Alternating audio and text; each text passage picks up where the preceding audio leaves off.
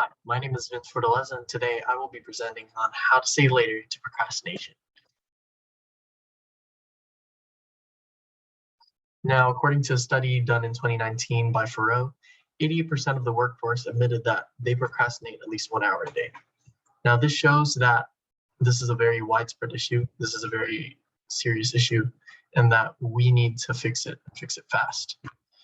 Now, topics to cover today is how poor time management affects us as people, my solution to poor time management, how my solution would affect your life, and actions to take towards better time management. Now, we already know that procrastination is a very serious problem, and there are many things associated with procrastination that ail us in our everyday lives, but I'll only focus on two, and those two are it causes high levels of stress and that the workload piles up. Now, because procrastination involves you putting off work until the very last day or until the very last minute, it'll obviously pile up your work because you have lots of other things to do other than that one assignment that you're putting off. And because of this, it causes high levels of stress because you're worrying about all these other things that are probably due at similar times or at similar days or within the week. And according to a study in 2012, because of procrastination, they revealed that procrastination was associated with low mindfulness, high stress, and poor received health and self-esteem, and is associated with high levels of anxiety, stress, and illness. Now, this means that because you procrastinate, you are affecting your overall health. And when you do that, you perform less and you perform less efficiently than you should be. Because when you're relaxed, you feel like you can take your time and you'll have better cognitive power to deliver quality work. And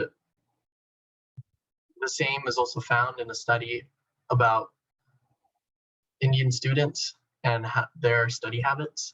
According to Deva in 2018, they say that stress, when procrastination is present or when it increases, the stress tolerance level decreases, which means you have a lower capacity to take on high levels of stress. And because of this, they have lower academic achievement or lower academic production because of this procrastination. And this also brings me to another point where procrastination itself isn't a mental illness, but it could be an effective one. Procrastination, according to Caceres in 2021 from Health USA, shows that procrastination could be a sign of mental illnesses such as ADD and ADHD. And people with these diseases find it hard to be attentive, like how in 2012, procrastination is associated with low attentiveness or low mindfulness. So procrastination overall affects your health. And when your health is compromised, the production of your work, the quality of your work is also compromised. Now, there's one easy and simple solution to managing your procrastination, and that is planners. Planners are an excellent way of keeping track of deadlines and knowing what work you need to get done. Now, how would this work? In conjunction with planners, there are several techniques that you can use. And by using these techniques, you can keep track of what work needs to get done and how much time you will devote to each work. Now, in turn, by doing this reduces your workload since you are allocating your time to different parts of your workload and giving priority to the tasks you want to do first. Now, how does this help procrastination? How does this help you get better time management? Many people tend to put off work when they procrastinate since deadlines can be very deceiving. Like, let's say you have a project that's due in 2 weeks' time. A lot of us would think that, oh, we have a lot of time, so we would put it off maybe the first week, and then we'd start to worry when it's the week it's due, and then we end up doing the whole project the night before. But with planners, you can plan ahead and get some of that work done. That way you don't have to do that whole project, or in this case, a 20-page essay the night before it's due. Now, many people argue that, oh, I like to work under that pressure. I feel like I deliver better quality work. And that if I'm advocating for a lower workload, then shouldn't I be giving a solution that's less time consuming? But if you look at it logically, you have to put some time in. You have to plan to plan. And if you do these, you'll obviously feel less overworked. And you'll feel that since you took your time in it, there's that sense of accomplishment that this is the first task of the day and I did it. And that will domino effect. Like, if I can do this, then I can do this. And it will ultimately better your health. And since it betters your health, you can work longer and you can work better. And lower stress levels obviously contribute to your longevity and how healthy you are. And since you can't work when you're sick, then obviously that's a very important factor. So what would your life be like with my solution? That's pretty easy.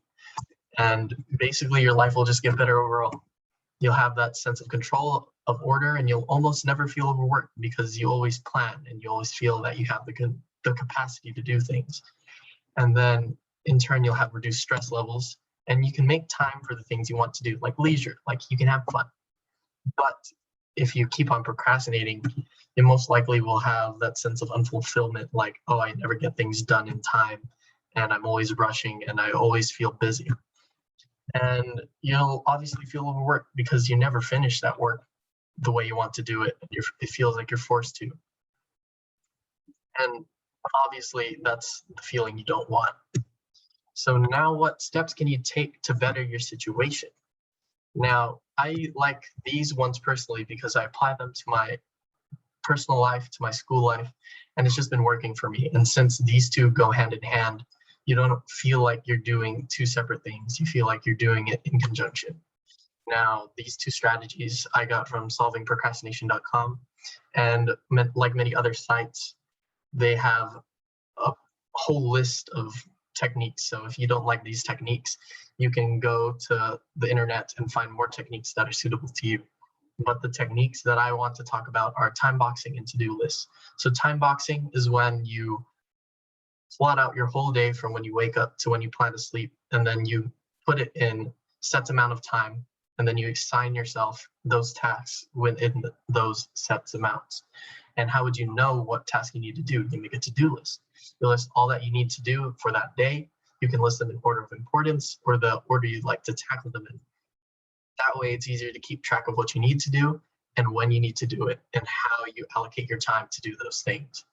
And it will make your life way much easier. So now to recap, poor time management or procrastination can lead to high stress and even higher workload. But with the techniques you can use with your planner, life will feel more in control and definitely less overworked. You'll have lower stress levels. You'll feel less overworked and you feel like you're in control, which gives you that sense of self-confidence in doing things. Now, what I can say is to be productive and to not procrastinate, because ultimately it's your life. And if you want to work for things and you don't put out 100%, then it'll never happen. So I hope that these techniques can help you into achieving what you want to do. So here are my references, and thank you for listening to my presentation. And if you have any questions, please don't hesitate to reach out. Thank you.